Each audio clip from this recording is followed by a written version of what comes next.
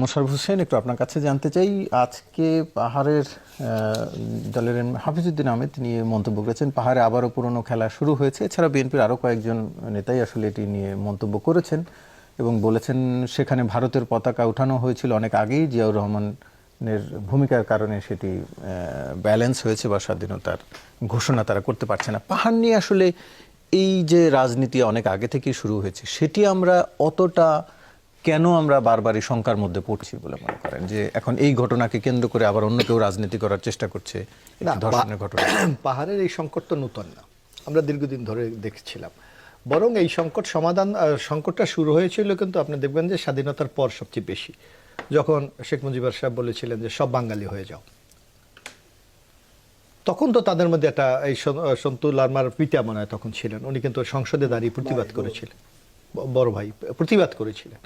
কিন্তু জিয়াউর রহমান সাহেব দেখেন আসেন সবাইকে একটা জাতীয়তার পরিচয় দিয়েছিলেন যে আমরা সবাই বাংলাদেশি, আমরা কেউ পাহাড়ি হতে পারি, কেউ সমতলের হতে পারি, কেউ অন্য জায়গার হতে পারি, কিন্তু সামগ্রিক পরিচয় আমরা কিন্তু বাংলাদেশি। এবং এই কনসেপ্টকে উনি এস্টাবলিশ করার জন্য কিন্তু ওখানে পাহাড়ি বাঙালির মধ্যে একটা সমন্বয় সাধনের জন্য কিন্তু নানা পদক্ষেপ নিয়েছিল, যেটা রিয়াজও বলেছে যে এটা কিন্তু এখন বাংলাদেশের সবচেয়ে এফেক্টিভ একটা পদক্ষেপ ছিল বলে এটা কিন্তু এখন প্রমাণিত হয়েছে।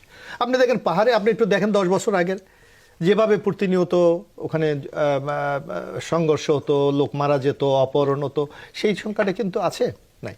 বরং পাহাড়ে এখন একটা নতুন সম্প্রীতির সম্পর্ক কিন্তু গড়ে উঠেছে। হ্যাঁ, কোনো মহল যে এই সম্প্রীতির সম্পর্কটা নষ্ট করতে চায় তারই একটি প্রমাণ হলো কিন্তু খাগড়াছড়ির এই ঘটনা। কিন্তু আমি তো মনে করি বরং ওখানে যারা ওখানের অধিবাসী যারাই আছে হয়তো কোনো সংগঠনের আলাদা ইন্টারেস্ট আছে, এবং আমরা প্রায় তো দেখি যে এদের ইন্টারনালের মধ্যেও কিন্তু সংঘর্ষ হচ্ছে, মারা যাচ্ছে। কিন্তু সেই তুলনায় আপনার যারা ওখানে বাঙালি আছে, অন্য যারা আছে, তারা কিন্তু অত্যন্ত দায়িত্বশীল ভূমিকা পালন করে। আমি ওখানে দেখেছি বেশ কয়েকটা বাঙালি সংগঠন বলেছে যে আমরা কিন্তু একটা সহাবস্থানের ভিত্তিতে আমরা বসবাস করি, এইটা বজায় রাখার জন্য সবাইকে আহ্বান জানাচ্ছি।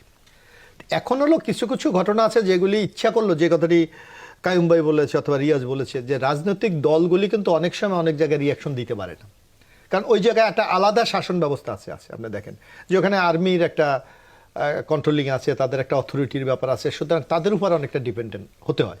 আজকে স্বরাষ্ট্রমন্ত্রী উপদেষ্টা উনি অফিসিয়াল একটা স্টেটমেন্ট দিয়েছে, এটা ওনার রাইট, দিতে পারে, কিন্তু একটা রাজনৈতিক দল তো ইচ্ছা করলেও দিতে পারে না, কারণ তার সাথে যদি সরকারি স্টেটমেন্টের ভিন্নতা থাকে তাইলে কিন্তু একটা নেগেটিভ ইম্প্যাক্ট করবে সমাজে অথবা ওই এলাকাতে।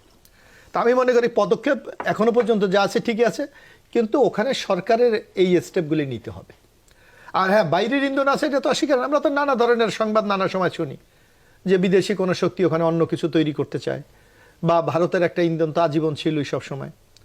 তো এইগুলিকে সবগুলিকে অ্যাড্রেস করে কিন্তু আমাদের কাছে দায়িত্বশীলতা, কারণ আমরা একটা খুব সংকটকালীন সময় কিন্তু আমরা অতিক্রম করছি, কারণ আগামী দিনে আমাদের একটা নির্বাচনের জন্য আমরা সবাই উন্মুখ হয়ে আছি। সুতরাং এই নির্বাচনটাকে আপনার সঠিকভাবে করার জন্য কিন্তু আপনার সবচেয়ে বেশি দরকার একটা স্থিতিশীল বাংলাদেশ। এই পরিবেশটা আমরা যত স্থিতিশীল করতে পারবেন তত কিন্তু আমরা বাংলাদেশের এই গণতন্ত্র উত্তরণের ক্ষেত্রে একটা ইতিবাচক আমরা ভূমিকা পালন করব।